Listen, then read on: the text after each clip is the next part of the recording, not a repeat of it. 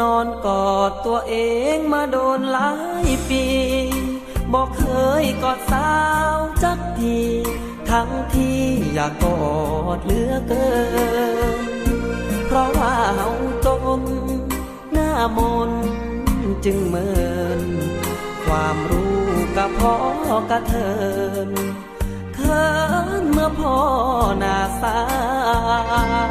วเฮ็ดสุขจากฝันเรื่อยมาสร้างฝันก็พันภาวะควานไขว่คว้าหานางว่างเปล่าผ้าห่มและหมอ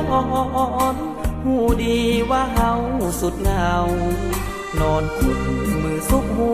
วเขาขาดผู้เคล้าเรียกคอ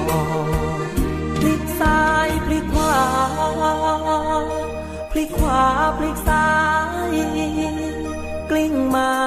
กลิ้งไปคิดถึงความบ่ลงพลิกซ้ายพลิกขวากระดีกระดอหากมีสาวใดพลัดหลงตกลงอสิฝ่าวเฮ็ดงานเก็บงอวสคคนนี้นอนกอดตัวเองมาโดน